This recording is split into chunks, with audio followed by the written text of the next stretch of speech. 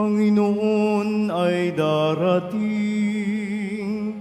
bibigyan niya ng paningin, mga bulag na gagaling.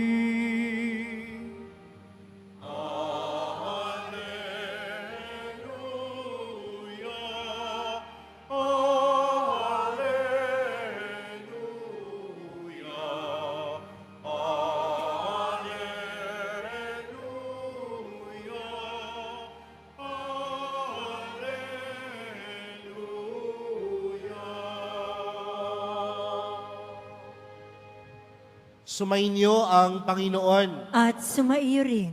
Ang mabuting balita ng Panginoon ayon kay San Mateo. Papuri sa iyo, Panginoon. Noong panahong iyon, pag-alis ni Jesus sa lugar na iyon, sinundan-sundan siya ng 2 lalaking bulag. Sumisigaw sila na ang wika, "Anak ni David, mahabag kayo sa amin." Pagpasok ni Jesus sa bahay, lumapit sa kanya ang mga bulag. Tinanong sila ni Jesus, "Naniniwala ba kayo na magagawa ko ito?" "Opo, Panginoon," sagot nila. At hinipo niya ang kanilang mga mata at sinabi, "Mangyari sa inyo ang ayon sa inyong paniniwala." At nakakita na sila. Maigpit na pinagbilin sa kanila ni Jesus na huwag sasabihin ito kanino man. Ngunit nang sila'y makaalis, ibinalita nila sa buong lupaing iyon ang ginawa sa kanila ni Jesus. Mga kapatid, ang mabuting balita ng Panginoon. Pinupuri ka namin, Panginoong Hesukristo. Magsiupo muna po ang lahat. Magandang gabi po sa inyong lahat. Pwede bang batiin ang inyong katabi ng magandang gabi? Tayo pong lahat ngayon ay nagkakatipon bilang isang mag-anak ng Diyos sa pagdiriwang ng banal na Eukaristiya ngayon pong huling unang Biyernes ng taon. At tayo din po ay nasa unang Biyernes sa panahon ng Adbyento. Tila napakabilis po ng panahon. Tila hindi natin namamalayan ang takbo ng Panginoon. Kaya nga marahil sa araw na ito, sa tulong ng ating mga pagbasang napakinggan, merong mensaheng ipinapaabot sa atin ang mahal na pong Jesus Nazareno. Una, ang kapakumbabaan. Pangalawa, ang kapakumbabaan. Pangatlo, ang kapakumbabaan. Ewan ko na lang kung makalimutan niyo pa po ang mga bagay na ito. Mga kapatid, ang bawat isang Kristiyano ay tinatawag magpakumbaba. Pero aminin po natin o hindi, mga kapatid, sa panahon natin ngayon, tila ang isang bagay na mahirap gawin ay ang magpakumbaba. Bakit? Dahil ang tingin ng mundo sa mga taong mahilig magpakumbaba ay mahihina, marurupok. Kaya nga, ano ang laging itinuturo sa atin ng mundo? You must always be on top. You must always be above every other else. Di ba ho? Kailangan ikaw ay laging nasa rurok. Ikaw lagi ang nasa itaas. Pero mga kapatid, pinapaalala sa atin na ang bawat isa sa atin may kanya-kanyang pangangailangan.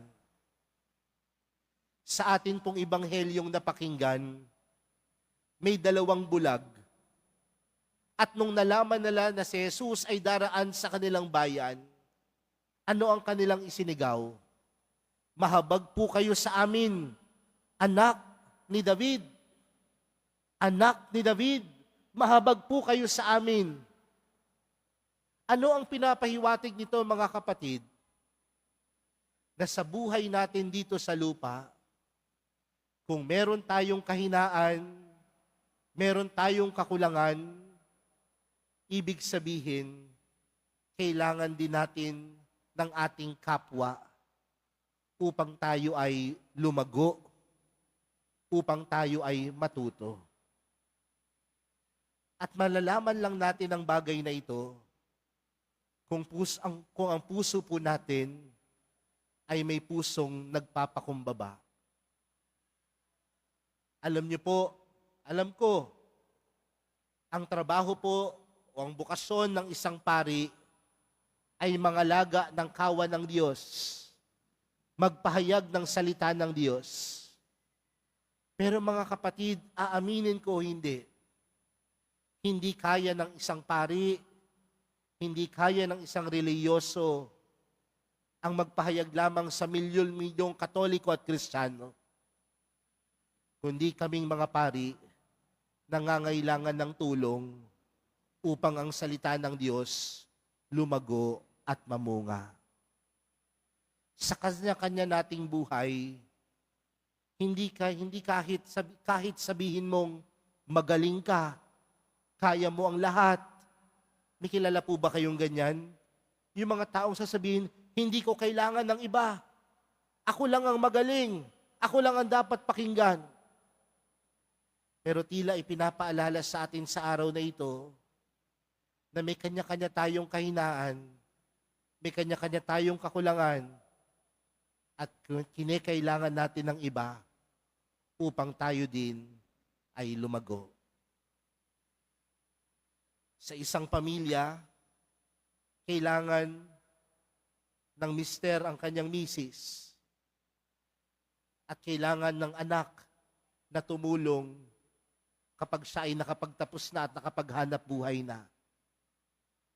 Ang bawat isa sa atin nangangailangan sa isa't isa.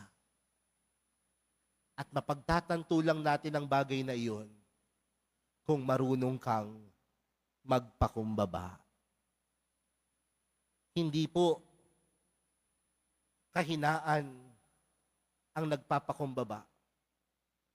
Bagkus ang nagpapakumbaba ay isang kalakasan dahil ang iyong lakas kinukuha at hinuhugot sa iba.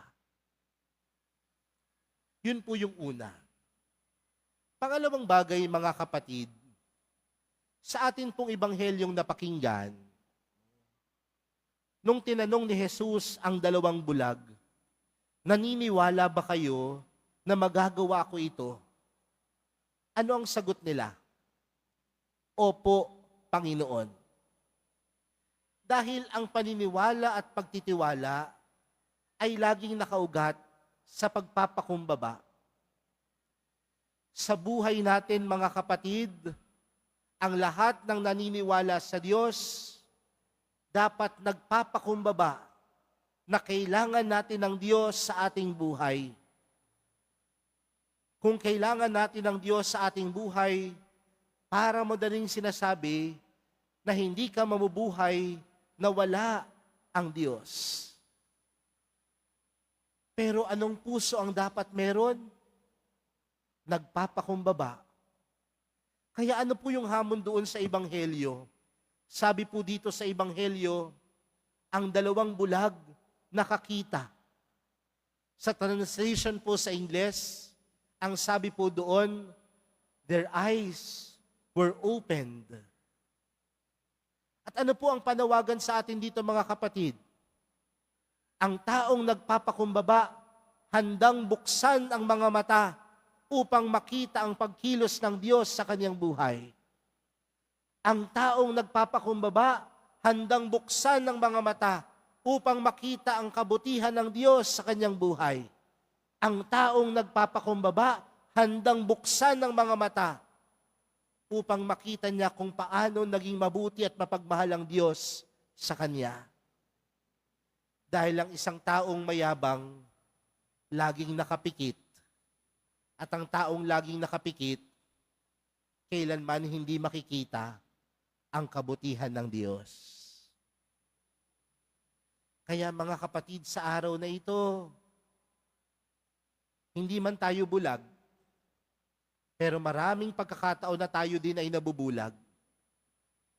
Kaya buksan natin ang ating mga mata, buksan natin ang ating mga puso, at tunay nating makikita ang kabutihan, awa, at pagmamahal sa atin ng Diyos. Ang panahon ng Adbyento ay panahon ng paghahanda. At ang pinakamagandang paghahanda para tanggapin ng Panginoon ay ang pagkakaroon ng pusong nagpapakumbaba. Kaya sa patuloy po nating pagdiriwang, sa pagpapatuloy po ng ating pagdiriwang, para sa araw na ito, ngayong panahon ng Adbyento, pinapaalala sa atin na tayong lahat ay dapat magpakumbaba dahil hindi natin kakayanin ang lahat. Kailangan natin ng iba. At kung kailangan natin ng iba, higit sa lahat, kailangan natin ang Diyos. Kailangan natin ang mahal na pong Jesus Nazareno sa ating buhay. Amen.